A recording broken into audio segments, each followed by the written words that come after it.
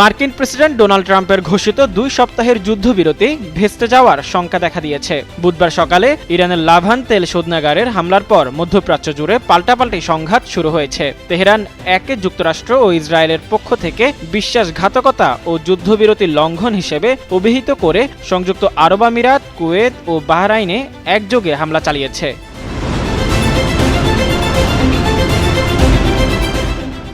ইরানের জাতীয় তেল কোম্পানি নিশ্চিত করেছে যে বুধবার স্থানীয় সময় সকাল 10টায় লাভান দ্বীপের তেল শোধনাগারে বেশ কয়েকটি শক্তিশালী বিস্ফোরণ ঘটে।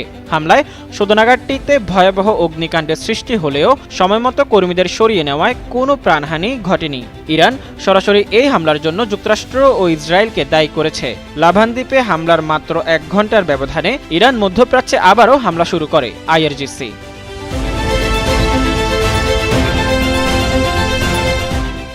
সংযুক্ত আরব আমিরাতের প্রতিরক্ষা মন্ত্রণালয় জানায়, দুবাই সহ বিভিন্ন অঞ্চলের আকাশে একের পর এক বিস্ফোরণের শব্দ শোনা গেছে। আকাশ প্রতিরক্ষা ব্যবস্থা সক্রিয়ভাবে ইরানি ব্যালিস্টিক ও ক্রুজ ক্ষেপণাস্ত্র প্রতিহত করা হচ্ছে। অন্যদিকে কুয়েতি সেনাবাহিনী জানিয়েছে তারা ইরানে তীব্র শত্রুতামূলক হামলার মুখে পড়েছে। অন্তত 28টি ইরানি ড্রোন ভূপাতিত করার দাবি করলেও কিছু ড্রোন দেশটির দক্ষিণের গুরুত্বপূর্ণ তেল স্থাপনা, বিদ্যুৎ কেন্দ্র এবং পানি শোধনাগারে আঘাত হেনেছে। এতে দেশটির অবকাঠামোর ব্যাপক ক্ষয়ক্ষতি হয়েছে।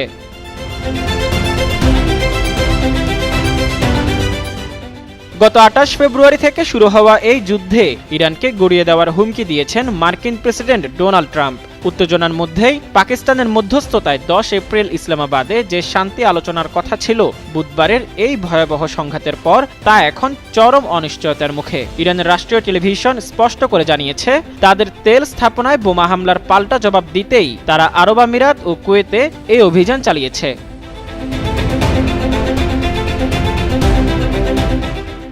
এদিকে যুদ্ধবিরতি চুক্তি ভেঙে লেবাননে ব্যাপক হামলা চালিয়েছে ইসরায়েলি বাহিনী। ইরানের আধা সরকারি সংবাদ সংস্থা তাসনিম নিউজ জানিয়েছে, ইসরায়েল যদি লেবাননের উপর হামলা অব্যাহত রেখে যুদ্ধবিরতি লঙ্ঘন করতে থাকে, তাহলে ইরান এই চুক্তি থেকে সরে আসবে। মধ্যপ্রাচ্য ভিত্তিক গবেষণা প্রতিষ্ঠান Centre for Middle East Strategic স্টাডিজের জ্যেষ্ঠ গবেষক আবাস আসলানি বলেন, ইরানের প্রধান শর্তগুলোর একটি ছিল লেবানন সহ সব ফ্রন্টে যুদ্ধ বন্ধ করা, কিন্তু চুক্তি উপেক্ষা করে হামলা পরিস্থিতি আলোচনা প্রক্রিয়াকে ব্যাহত করতে পারে। এমনকি ইরান আসন্ন বৈঠক স্থগিতও করতে পারে। মোজাম্মেল পায়েল, যুগান্তর নিউজ।